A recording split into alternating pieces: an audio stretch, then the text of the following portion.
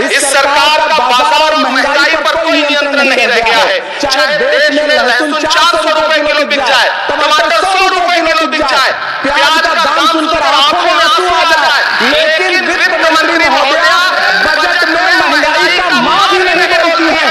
बच्चों की किताब और पेंसिल तक पर टैक्स लगाने वाले सरकार से मैं पूछना चाहता हूं कि आप मध्यम वर्ग का हितैषी बताते हैं, खुद को तो शर्म नहीं आती है? खुद को धार्मिक कहने वाली सरकार भगवान श्री कृष्ण के प्रिय खाद्य पदार्थों दही और मक्खन तक पर जीएसटी लगाती है और बात करती है मध्यम वर्ग की हिमायती होने की। जिंदा रहते हुए जनता से हर चीज पर टैक्स वसूलने वाली ये सरकार कम से कम मरने पर तो लोगों को बख्श देती है, लेकिन नहीं, वहां भी लूटना है। अंतिम संस्कार के सामान अगरबत्ती, धूप बत्ती, केला जल, चंदन पाउडर, जौ, बताशा, काला तिल, पंचरत्न, कपूर और कफन तक पर टैक्स लेने वाली ये सरकार किस मुंह से खुद को मध्यम वर्ग का हितैषी बताती है?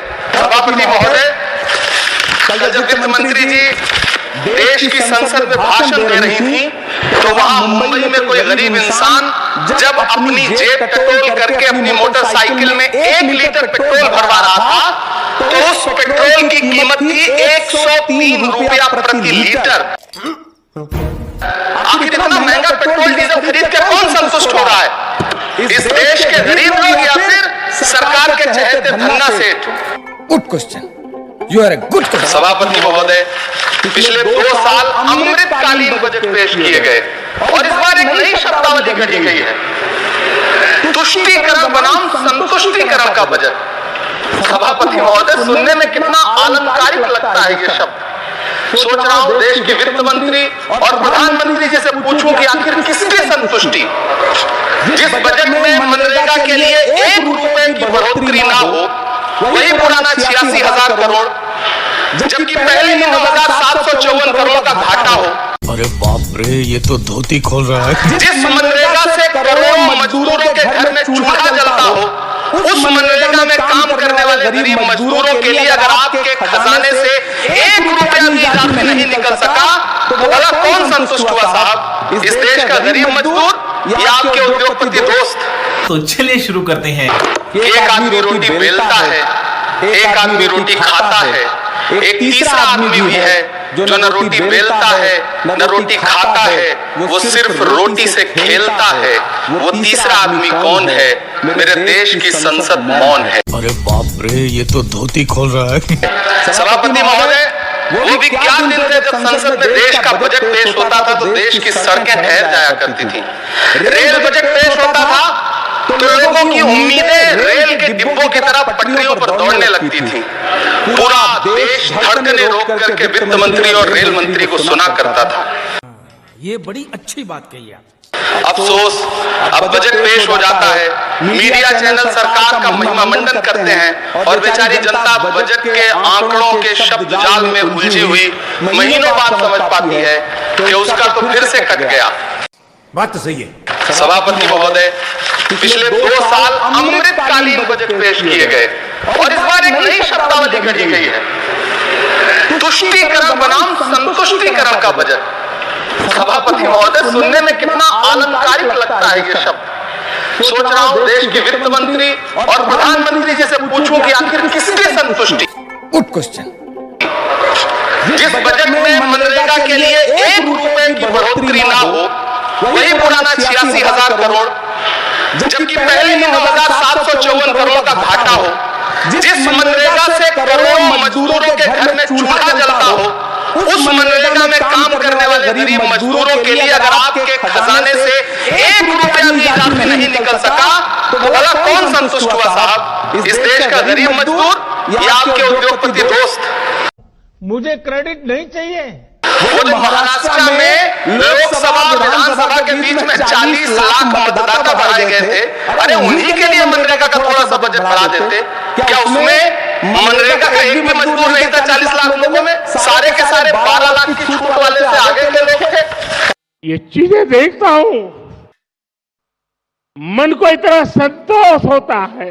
सभापति महोदय, कल जब वित्त मंत्री जी देश की संसद में भाषण दे रही थी तो वहां मुंबई में कोई गरीब इंसान जब अपनी जेब टटोल करके अपनी मोटरसाइकिल में 1 लीटर लीटर पेट्रोल भरवा रहा था तो उस पेट्रोल की कीमत थी 103 रुपया प्रति लीटर।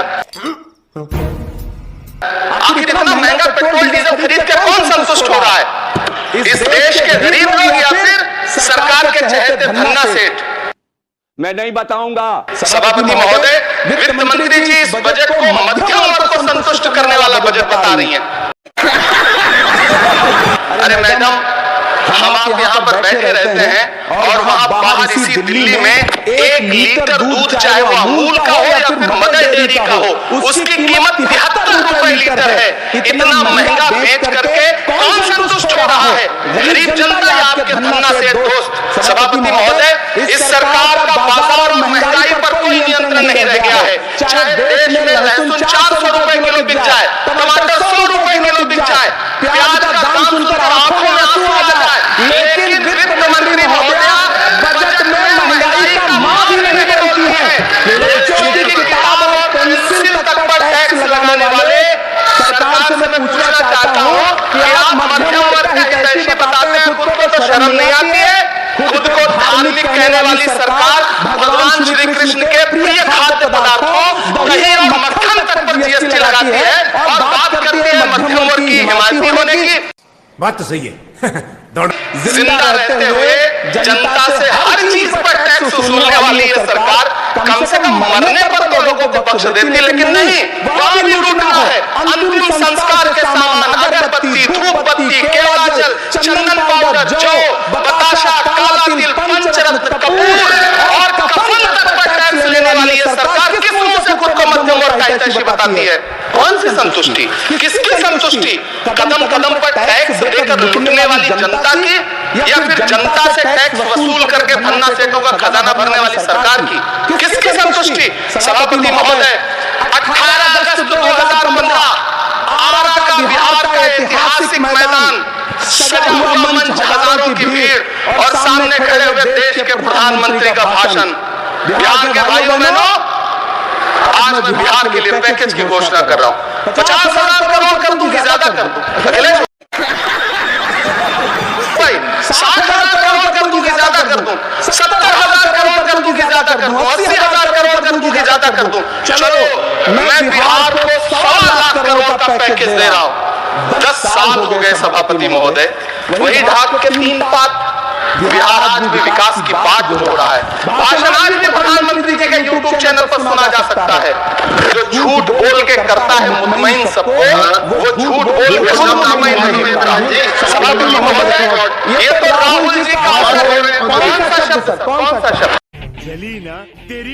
बोल करके, जो मिथ्या बोल के करता है मुतमईन सबको, वो मिथ्या बोल के खुद मुतमईन नहीं होता। ये राहुल जी का असर है।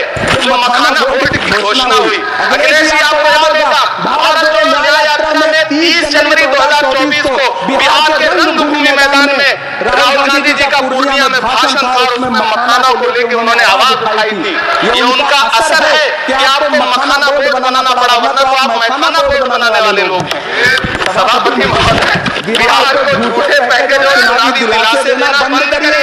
आज भी जब कोसी में बाढ़ आती है तो पूरा सीमांचल बर्बाद हो जाता है। मैंने उस तबाही को अपनी आंखों से देखा है। 2016-17 की बाढ़ में अपने ही आंखों से राहत सामग्री बांटी है मैंने। अगर सच में बिहार के लिए कुछ करना चाहते हैं तो बिहार को बाढ़ से बचाने का प्रबंध करिए। पूर्णिया एयरपोर्ट 10 साल से बात जो रहा है, घोषणा 2014 में हुई, बनके आज तक तैयार नहीं हुआ। अलीगढ़ मुस्लिम विश्वविद्यालय का किशनगंज सेंटर बजट के अभाव में दम तोड़ता जा रहा है। मैंने पिछले बजट सत्र में भी आवाज उठाई थी। आज फिर वित्त मंत्री जी से अनुरोध करना चाहता हूं, दामन फैला करके, कि अलीगढ़ मुस्लिम विश्वविद्यालय का किशनगंज सेंटर बन जाने दीजिए।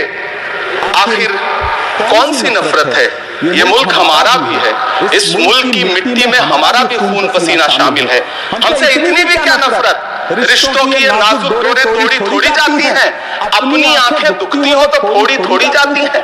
सभापति महोदय, अल्पसंख्यक मंत्रालय का बजट काट कर मौलाना आजाद नेशनल फेलोशिप बंद कर देना, प्री मैट्रिक स्कॉलरशिप बंद कर देना। अरे बाप रे, ये तो धोती खोल रहा है। नई मंजिल योजना बंद करना, धरोहर योजना बंद करना। 2024-25 के बजट में माइनॉरिटी मिनिस्ट्री के लिए 3,183 करोड़ रुपए की घोषणा हुई, लेकिन देश को हैरत होगी कि बाद में समीक्षा करके लगभग आधा कर दिया गया 1,868 करोड़ रुपए। मुझे सरकार से पूछना है कि कौन संतुष्ट हुआ? इस देश का अल्पसंख्यक संतुष्ट हुआ या आप संतुष्ट हुए? किसका संतुष्टिकरण? दोस्तों इस वीडियो में आप जो है देखने वाले हैं कि इमरान प्रतापगढ़ी ने बीजेपी और उनके वादों की धज्जियां उड़ा डाली। एक से बढ़कर एक बीजेपी की जुमलों का पर्दाफाश किया। साथ ही जो है दोस्तों जीएसटी व बजट पर जो है ज़बरदस्त बात बोली। निर्मला सीतारमण जो कि बजट पेश करती है और साथ ही जो है दोस्तों अपना भाषण जो है इंग्लिश में पेश करती है। इंग्लिश में जो कि जो है काफ़ी जनता को जो है इंग्लिश भाषा समझ नहीं आती, ताकि उनके बजट के बारे में किसी को भी जो है पता ना चल सके। ऐसे भाषण देती है जिस पर जो है इमरान प्रतापगढ़ी ने क्या जमकर करारा जवाब दिया है। दोस्तों इस वीडियो के बारे में अपनी राय जो है कमेंट जरूर कीजिए और वीडियो अच्छी लगी तो लाइक व सब्सक्राइब जरूर कीजिए।